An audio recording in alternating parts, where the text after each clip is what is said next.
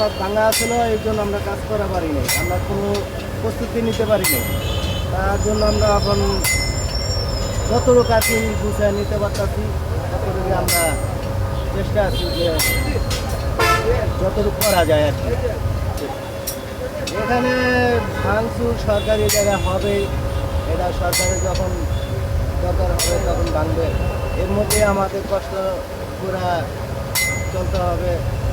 চেষ্টা করি যে নিজের সরকারের কাছে আমার একটাই অনুরোধ যে আমার শিল্প এটা আসছিল, থাকছে, তবে এটা সরকারের কাছে আবেদন যে এটা জানি সরকার একটু লক্ষ্য করে এই কামার শিল্প এটা টিকায় রাখার জন্য। তার কাছে আমার অনুরোধ, কেন এটা আমরা যে কর্মজীবন করে খাই এর জন্য না, এই কর্মকার অনেক ধরনের জিনিস কর্মকারে বানায়, এটি আপনার আমার সবাই কাজে লাগে। যেমন একটা দাও বানাইলে গ্যাস গ্যারামে লাগে, সাপল লাগে, কড়ি লাগে, এটা টিকায় রাখার জন্য সরকারের কাছে আমার একটা অনুরোধ।